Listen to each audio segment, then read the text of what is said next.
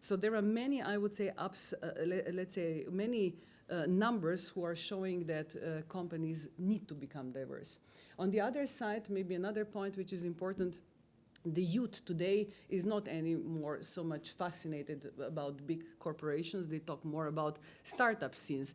And what we can see also that in the startup scene, when we have a company which is founded by a diverse team, or even a company which is founded by more women, those startups have 10% more revenue than, let's say, just men startups. So if this is so, so if there is a mathematics, the question is really why the heck is nothing happening? And I believe that, there are several answers. On paper, we have everything.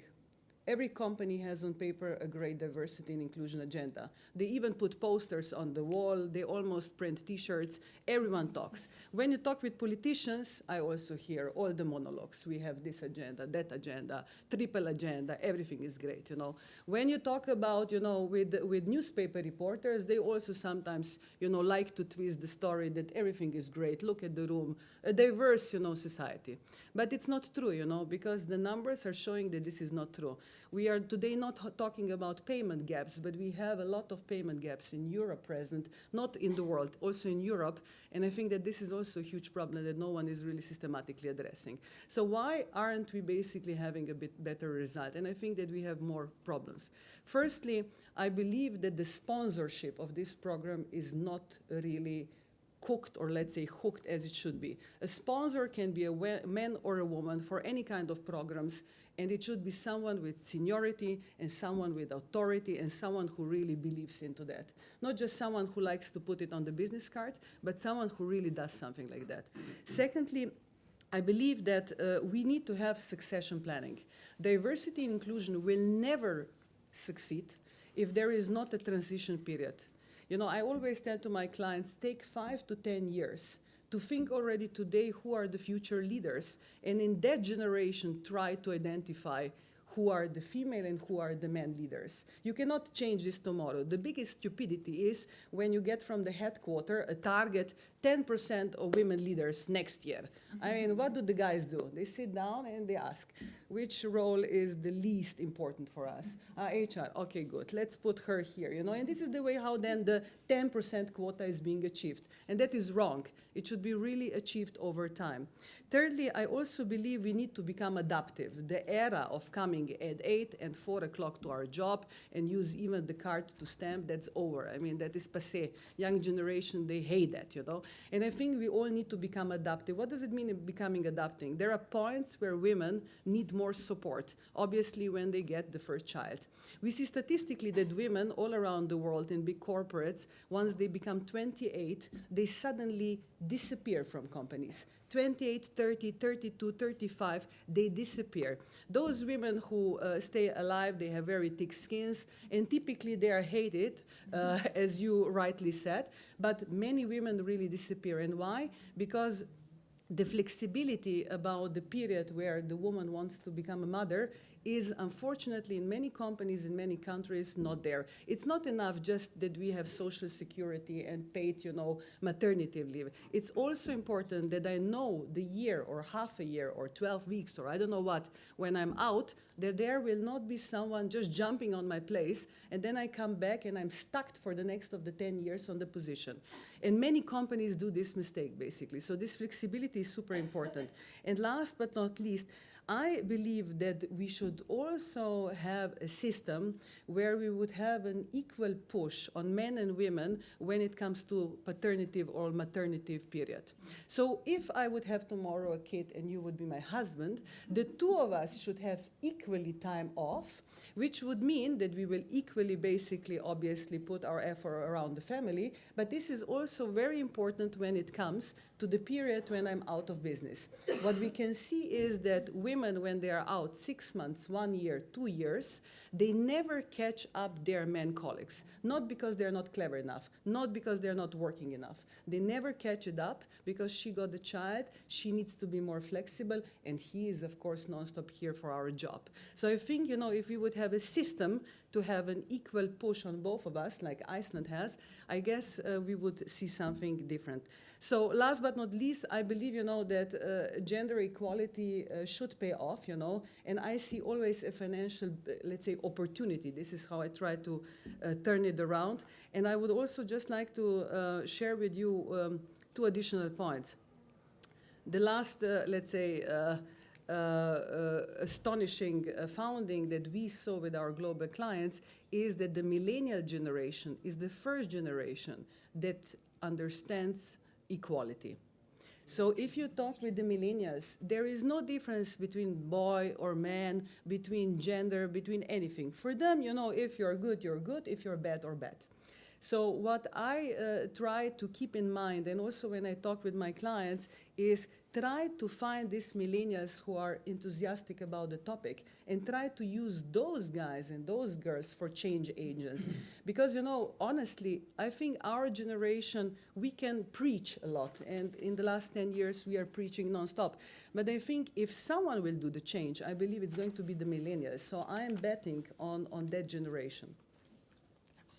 Melanie, thank you very much, and let's follow up and round the panelists with our another guest from Slovenia, Mr. Aleksandar Zalaznik, one of the leading Slovenian businessmen, is a general manager of one of the most successful and innovative companies in Slovenia, Danfoss Strata, and the president of the Managers Association of Slovenia. If we follow up from where Melanie stopped, and so how you recruit more men to support gender equality in your company or in the managers association, and how do we make sure that women and girls' needs and experiences are integrated in a very inception of technology and innovation?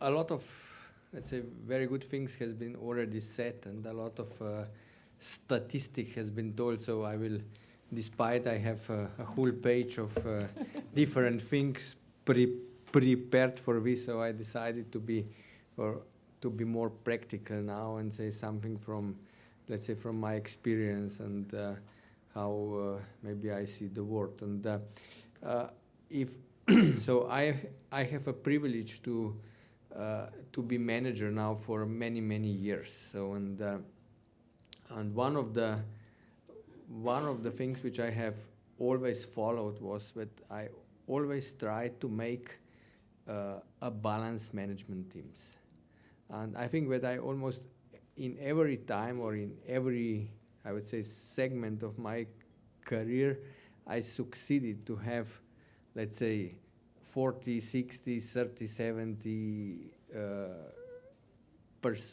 percent of my team which has been from another gender, I would say, and always the teams were very successful. So I very much believe in this gender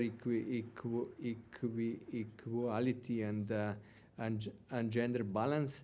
But I believe very much, I would say, literature in the gender balance. I also do not think that it's good that we have only women's management team. So it has to be mixed, and maybe even more now. So even different age structure and so on. But when I was surprised, I must say, when I came deeper into Danfoss, despite that Danish companies and etc., technological one, where women in the beginning were almost non-existing, and even today we can say that we have a global it's called global management team, consisted of 6 people. Is how many women in 0? When we have the second level, on the segment level, we have also no women on the management team. And when we go into the divisional level, when we have, I think, around 25 different around 20 different division, it's a 1 woman leading division. So also management in Danfoss become very much aware that this is not good, and we are now running, as Melanie said, now all corporations are running different programs. So we are also very much focusing now on this, and also when we are talking talents, we are also discussing female talents and men's talents, and we really try to build on the female talents now. But it is a process, and sure, in a company like ours, we do not change the things like next year 10%, but I'm pretty sure that in the period of the next five years, we will see much more women on the top. If I then go to the management association, so here the picture is a bit different. So here we have in the staff in the office we have 6 people, and only 1 is man. No, but in management association, we are really trying also under the management of Melanie. We are trying very much to follow somehow to achieve, or so we try to achieve that in the Slovenian companies we would have 40% of women on the management position. As said before, so we are far away from this still. So in the last research, and I think it's still valid from all the companies which are on the stock exchange, were only 2 female CEOs, and we have also tried to file amendment to the new company law where we try to push a bit this through a kind of let's say relatively soft legislation, but unfortunately it didn't went through. So so what to do actually, and when I think so we can do. Sure, we can try to find way how to legislate this, but how to pursue, I would say, management and the owners to work more towards gender balance. But I do not think that we will really succeed by this, because it will find all kinds of shortcuts, and at the end of the day, it will be more So it will be no positive effect out of it. I think what we have to do is, or what we can do, is really to talk about it, and to really spread and build awareness how important it is that we have a gender balanced team, and how much better the companies are and can perform if we achieve this. And then it's on us who hire the people and who hire the management really to be aware of it, and very proactively do the employment process. And by this, I think, sure, I firmly believe that the capabilities of men and women are the same. So there are different, let's say, personal attitudes and so on, but is the same. And we should really try, so as I did always, to find, let's say, the right people for the right job. And what is also important is also on the woman's side, that also women, they have to show really interest, and they have to have ambition to come on top, as you said extremely well, you know. So if the daughters, or if the girls are raised up with the thinking, be a secretary, they will be a secretary, you know. So that's extremely important, that we have through the whole school system, and through the whole I would say way growing up our children very clear direction that they should, that also girls can become, I would say, top ladies at the end of the day. Thank you very much. If I may use the opportunity and to presence of Minister of Education here, because we were speaking about education through all the panelists. So what we are, Mr. Minister, if you can help us, or if you can tell us what we are doing in Slovenia, or what is your ministry doing in teaching young boys and men to support the advancement of women, that women will think that they are capable of being CEOs, not the assistants. Yeah. Thank you. It's one of those things that's also legally on the agenda. This is something that is equal relations between gender, or among gender, we should say these days, is written in our legislation. But legislation per se is not enough. As Melanie has said, we all know this. And we have issues on both sides of the educational ladder. On one hand, in kindergartens, we would simply want more men to be there, to be caretakers, to be employed in kindergartens. But men, for a variety of reasons, they do not see that sort of employment as something that would be their career orientation. They don't want to do that. On the other hand, and obviously we are encouraging men to apply to those positions. On the other hand, at the top, you can see that in terms of PhDs, it was today published by the government office that, and it's OECD data. That's why I'm using it. Number of PhDs, so female PhDs, is growing quicker than the number of male PhDs in Slovenia. So there's more female PhDs these days than there are men PhDs. But you see, this is where we don't end, and this is where the problem only starts. Because once you get to the upper echelons of the university hierarchy, this is where gender balance is no longer parity, neither a balance, but more, I would say, disparity. Assistant professors, and this is exactly something Melanie has been described a few moments ago. You see, assistant professors, yes.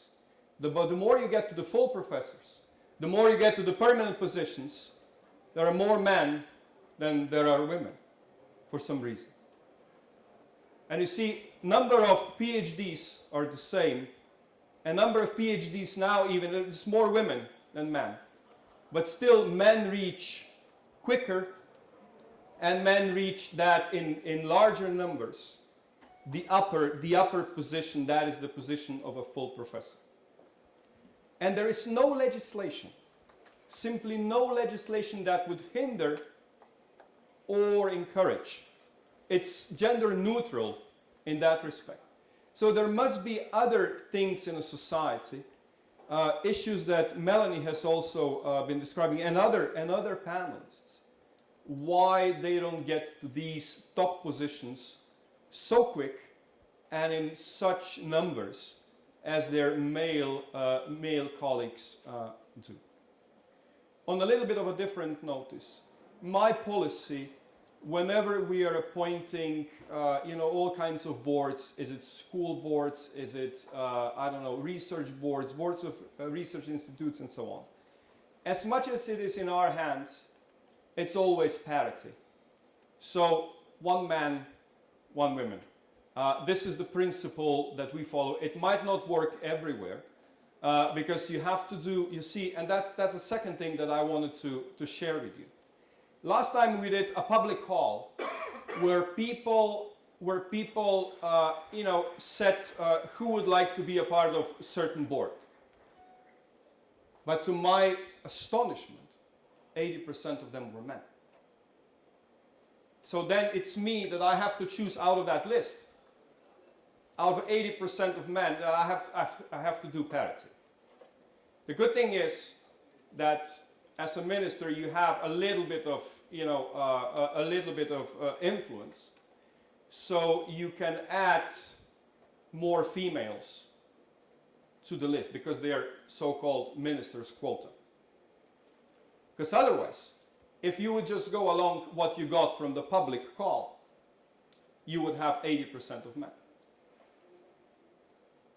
And in this, I see, not myself, but what we do, as a kind of affirmative action. So, and me as a male, and I have a lot of this experience, we're simply trying to do, I'll say it very simply, I hope I won't be criticized for this, the right thing. Because, we would lose half of the world's potential if we didn't have parity. That's why, for me, in the things that we do, parity is one of those things. Plus, of course, it's a generational move. So we want to bring in younger people. We want to, if you have, I'll say, a prime minister that is just about 40 years old, why wouldn't there be in a board of some important institute?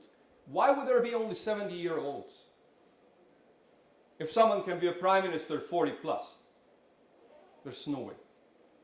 So you see, my point here is also generation. So promoting younger females, so it's a generational move plus gender move. I'll leave with this.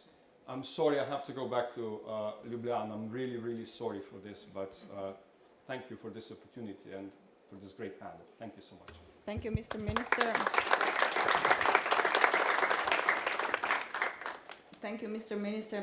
And now I'll open the floor to the public, to the audience, to ask questions. But I will reserve the right to be a moderator and invite also the representative of the Young Bled Strategic Forum. As you know, we hosted a Young Strategic Forum last 3 days here and in Ljubljana, and as Melanie said, that the millennia is the only generation really to understand what gender equality means. Maybe I'll give the floor to our colleague from the Young Bled Strategic Forum to either comment or ask you a question, and I would ask you to introduce yourself, and I would also ask you when you are asking further questions to introduce yourself and tell the affiliation, and then to whom the question is addressed to. Thanks. Thank you.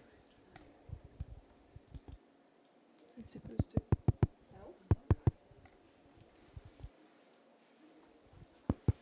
Now it's working. I hope so. Yeah, it should. So, good afternoon, everyone. My name is Lila Bartosik. I'm from Hungary, and as our moderator just said, I represent here the Young BSF. We had quite busy days behind us, and I'm really happy that I could listen to this panel. I think I learned really a lot, and during the time I listened to the conversations, some of the ideas that were in my head were actually that made sense. I hope that they made sense at the end, which is that what Mr. Minister just said about the PhDs, I think that the reason for that is not just because of all the reasons you mentioned throughout the discussion, but a simple reason that maybe we, the young generation, know that these problems exist, even we would like to fight them, but we are just not brave enough. And I'm a lawyer. Sadly, I'm not studying maths because I don't really like it, but I hope that even as a future lawyer, I will be able to make a living. But as a law student, just coming to the end of my legal studies, I'm thinking about PhD.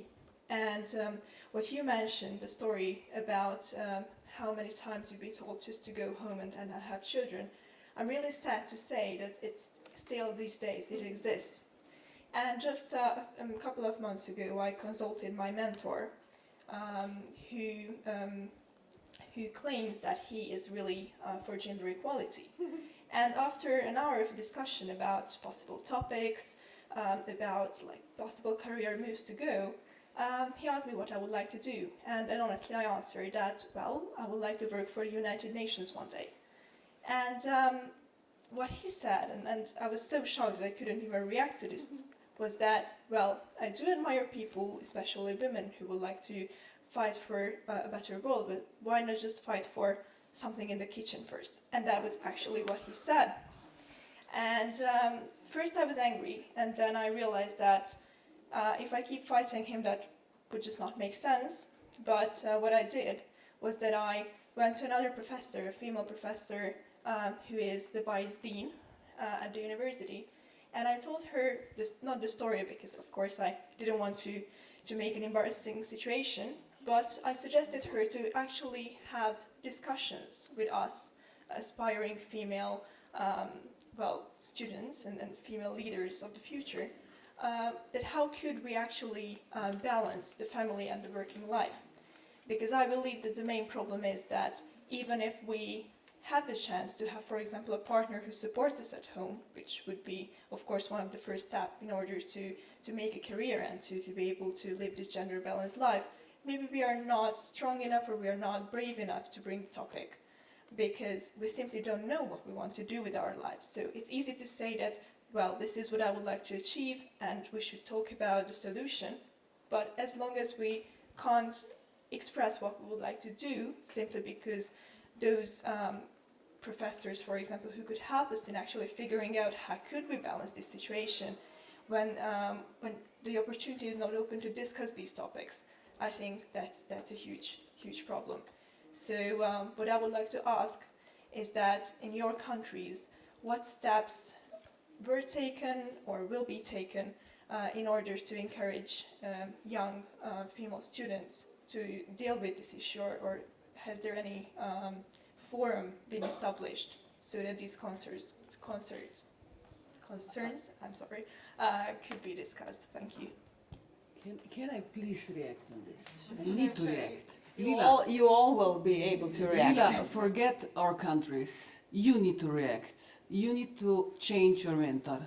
You just need to change your mentor. That's the first reaction.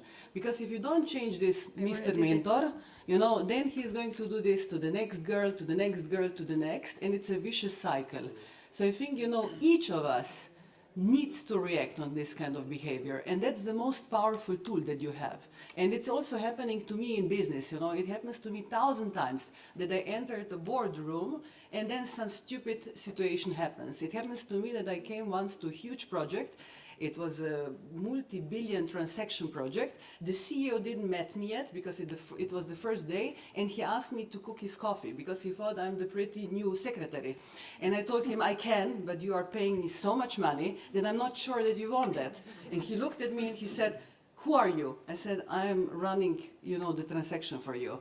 And then he was totally, you know, without the tics, and he said, but you're a woman. I said, yes, it's right. And he said, but will you do it for us? I said, yes, I will. And if I don't do it, you don't need to pay us. And you can publicly talk the next 20 years that we did a mess. But I guarantee that we will do it, you know. And then he stopped, and we are still today very good friends. But if you don't react and you just swallow, then the vicious cycle goes on and on and on. So my personal advice, it's not a very political one, but very concrete, I would say. Nasser, please. Thank you. Well, of course, standing up is the first step. She did, and you will. There is no doubt about it. But let's be honest here. I mean, you all use statistics. I didn't want to, but I'm going to give you a statistic because it is being referred to. The World Economic Forum saying it's at the current rate, gender equality will take 108 years to be achieved. Huh? Yeah. So you standing up, or she having stand up and became who she is today, is not enough. Not because you're not doing what you should do, but because we, in the corporate, rather in the government, were talking but not acting.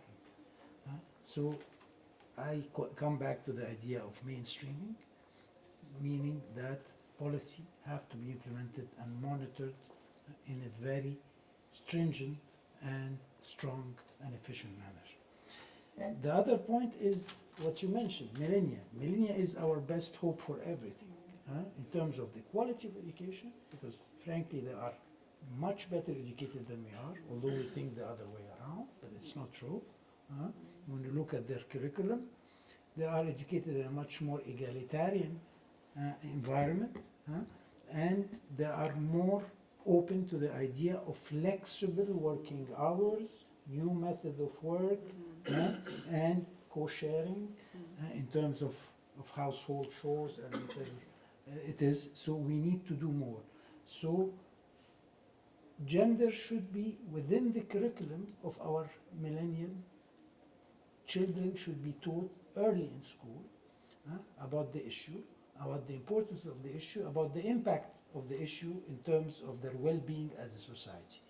Teachers have to be, so training the trainers, basically. We need to bring teachers regularly back to training on gender and explain to them, so he will not say to a young girl who's trying to choose a major or something along the line that you have heard from your mentor. Teachers are our first line of defense in terms of changing mentality and changing mindset. I have plenty to say, but I see the watch is running, so I will finish by that. Thank you. To me, it's very simple. Well, this guy's a dinosaur. And actually, we had a lot of them. And one of the slogans that I had when I stood for election was "Wave goodbye to dinosaurs." So either he's not aware of what he's doing to you, or he maybe is aware and he believes it. But we need to know which. So first, for you, you need a support network around you to tell you you're doing the right thing, to believe in yourself, what you're absolutely have that aspiration to go to the UN. UN needs women like you, and you will be there. And write to me the day that you make it, because I actually do think I'd be your sister on that road, because we need that solidarity. And then, having done that, and I wouldn't expect you. Or you could come to the OECD if you want to. And so this is true. You need a good network of support around you. Just what we both said to you, and amongst your PhD colleagues. Get those other men and young men and young women of millennials. Believe so much in millennials. I have to say I have millennials, and I wouldn't give you tuppence for them. They have a long way to go, and we need to pass the baton. You're right, but they have a lot of work to do in themselves, particularly that next generation of young women who think that we did it all for them and that they've now got a nice easy road ahead of them. I only have sons, by the way, so I still a lot of work to do on them. But the challenging, so support network for you, other PhD students around you, but your vice dean. Your dean needs to have some kind of network set up where that challenging goes on between that cohort of older men who are saying that to younger women. That's not rocket science, it won't cost anything. Every university in the world is doing it, and I'm certain, bring me and I'll show her how to do it, because we've done it. And if we didn't do it, can you imagine what's being said about your university to the international students, to other students? That's dreadful. You don't want that. So, you know, I understand how difficult it is for you to break that silence, but find others who need to break it, who have been given the resources to break it, and then use people like us. It's about partnerships and networks. And good on you for telling that story. The same thing happened to me all my life, but we discovered a tactic. There's always tools in the box. Was a shaming tactic. Now, you mightn't want to do this in the university, but I sure as hell would put a notice board outside his door and have an insult of the week notice board written on what he said, what time he said it, and who he said it. And when that happened to us, the guy stopped doing it. And they came up and said, "Did I really say that to you?" "Yeah, you did. This is the time you said it, this is the day you said it." Because it was a kind of bonding joke amongst them. They stopped. So it was that kind of break the silence, challenge it, and then, as our friend keeps saying, go back and monitor to see how much change in his behaviour and his attitudes. Attitudes is the hardest thing of all. But, you know, he needs to change. And, you know, I believe that one day, this is why I disagree a little with Melanie, when she says, get yourself a new mentor. My friend here turned to me and we both said to each other, but he's going to do that to the next woman. And that's why it needs to stop. Because when your daughter comes along, that dinosaur might still be there and saying the same thing to her.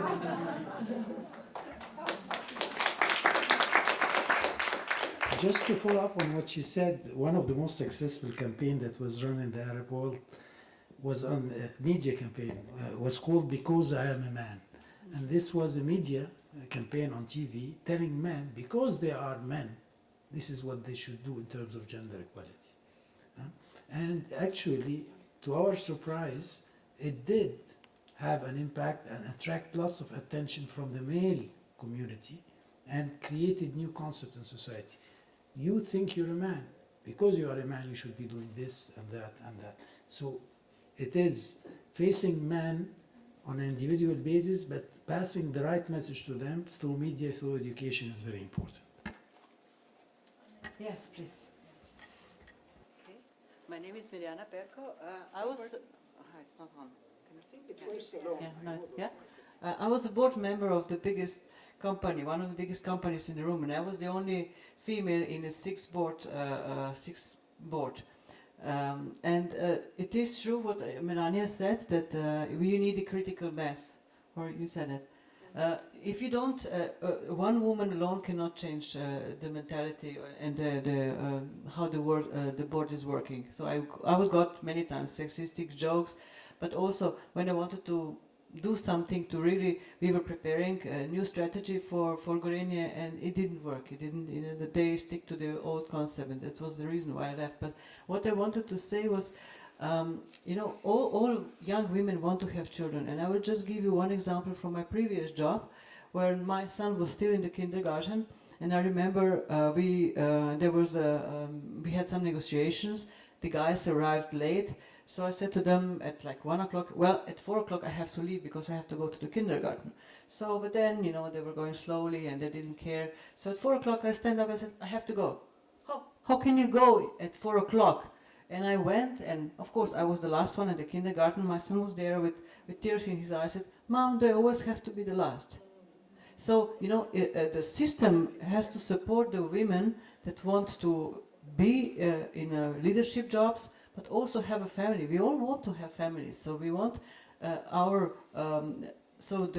also the people who are on the leading roles to have families. So we have to support also this system. That's what I wanted to say. Maybe anybody would want to comment on that. So I have two comments on that. First of all, to go back to what you said before, I think it's just not enough to have one woman on a board. And two women are not enough either. You need to have at least three. There's a lot of data about that now, which is that it changes the conversation. People don't come in and start talking about football before the meeting gets started. Or if you're a clever woman, you find out the football scores before you got there, so you can say, actually, do you know what Manchester United did last night? It stops the conversation. But it's your responsibility and ours to promote other women. We have to do it. And I said it in the beginning, and I want to go back to that. Because we can hear about agendas, but agendas are what we're going to do. That's what agenda says.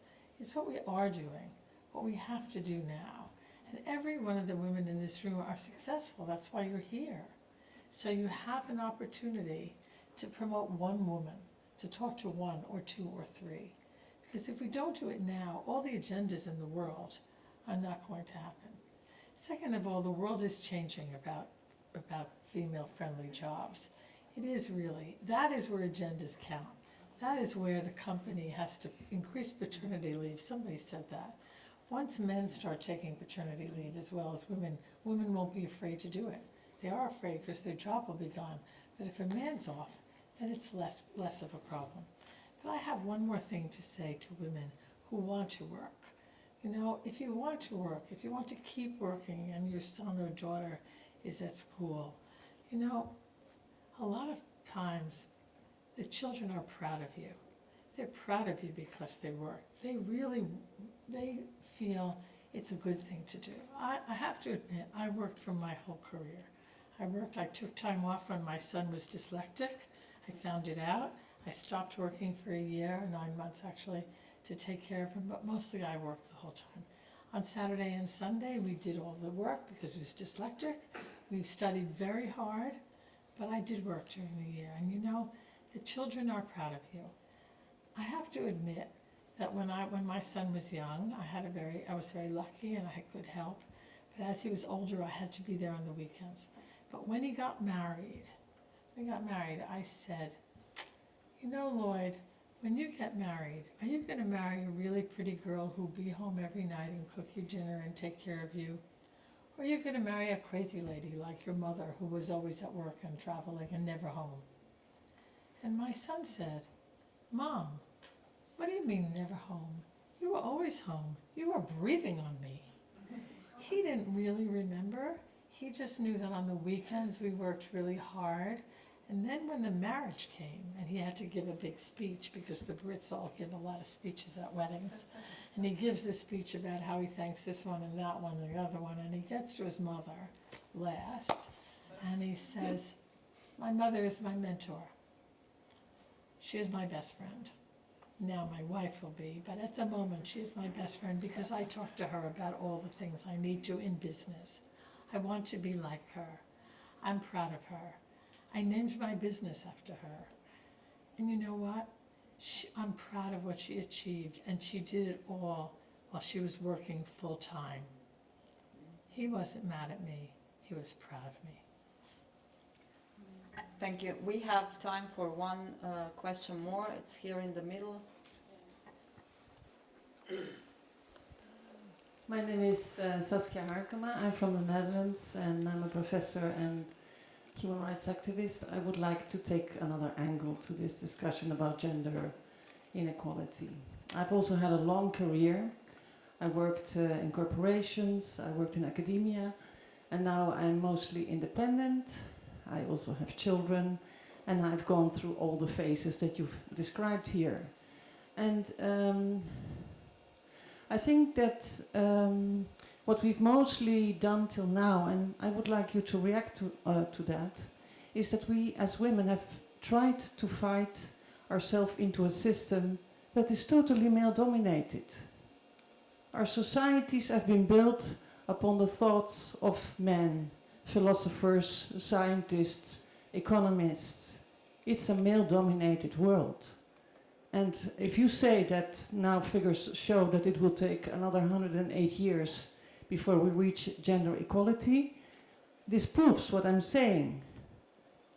And I think we should stop doing that. So my advice to the young woman here would be, don't try to fight your way into the United Nations, because we've also heard during this forum that many of the institutions that we have are on the brink of collapse. They don't function anymore properly. So why would we encourage young people to become part of a system, and especially women, which on the one hand is male-dominated, while on the other hand are not functioning properly anymore to address all the challenges that we are facing? So my advice would be to her, work with young people to set up new institutions that are not male-dominated.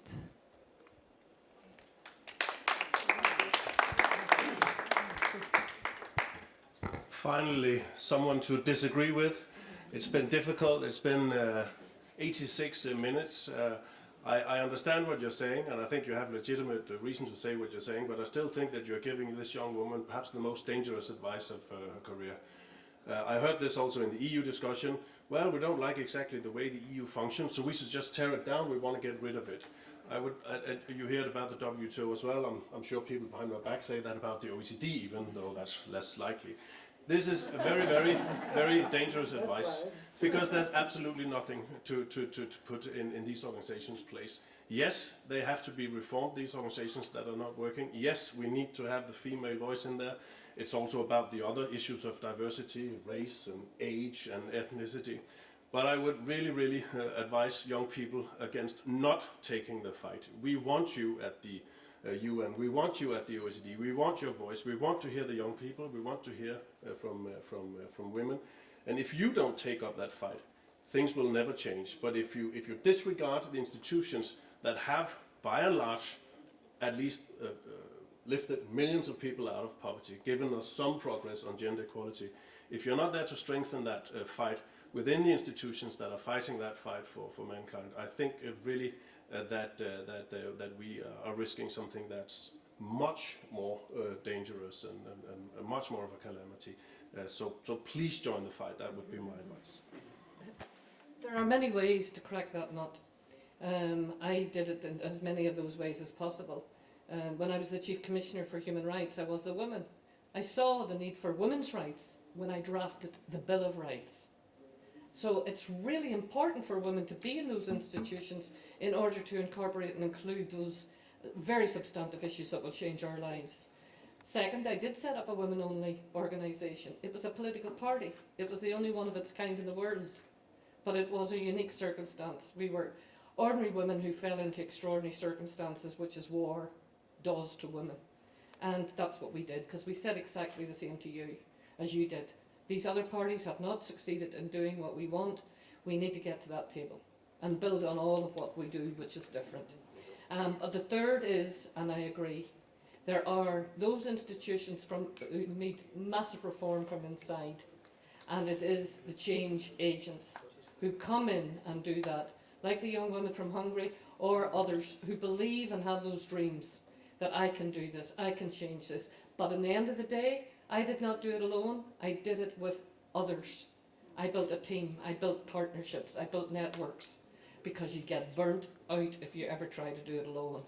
So that nut can be cracked in so many different ways, and that's my answer. And I have been there to see the outcomes in every single one of those. I'm so old. Anyone else?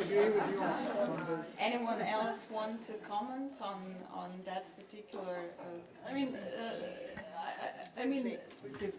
think, I think, you know, and I'm going to repeat, you know, and this is also why I reacted on the way like I reacted, because I first of all, I think everyone should follow his or her wishes, you know. So if, you know, your wish is you know, to join whatever kind of institution, then follow your wish, because just the wish and the vision of this idea is going to drive you to the next level. Yeah, everything else is fake. And I think, you know, that you, or let's say you or any individual really needs to fight, you know, for the rights, you know. And that's the reason I reacted, change your mentor, because at least in Slovenia, if a mentor would be changed to the same guy 10 or 15 times, there would be a consequence. That's the reason I reacted like that. So I believe that's the reason I said so, yeah. But to come back to the point, I personally don't see everything so black and white. You know, I could also, in my 20 years of consultancy, you know, many times I could also say, you know what, these corporates, they don't function, now I'm going to, you know, run away, you know. I still believe, you know, that each of us is painting the future somehow, you know. It's a big canvas, you know. Someone is painting a big picture, someone is small. But if we all start to hide and if we all start to run away, then this canvas is going to be very monotone, yeah. And that's the reason I think that each of us should try to change whatever it's possible. I'm also trying to change sometimes the environment, not just in business, also the media environment. Media, we are today not talking, you know. They have also a big impact, you know, on everything what we think, on everything what we act and how we act, you know. And I think those guys, they also should get sometimes a mirror in front of self. Also, for example, today we heard the minister, and I'm sad that he left because I had a very concrete action that he could do maybe. But, you know, when we talk about education as well, you know, I mean, today we didn't talk about that so much. I really think everything starts when a child is 6 months old, you know, what he hears at home, what he hears in the kindergarten, what kind of stories at home are told, what kind of books the kids are reading, yeah. So I think on all the angles, wherever we can change something, whatever it is, we are going to change the environment where we act. But if we are going to shy away, I believe it's going to be super painful for the next generation behind us. With that, I would like to thank my panelists, and because our time here was limited, 90 minutes, so we have 92 now. So there is a lot of stuff still waiting for us to address it, hopefully in the near future, if not before, maybe at the next BRICS Strategic Forum. But I would like to invite you to join me in a big round of applause for my 6 guests.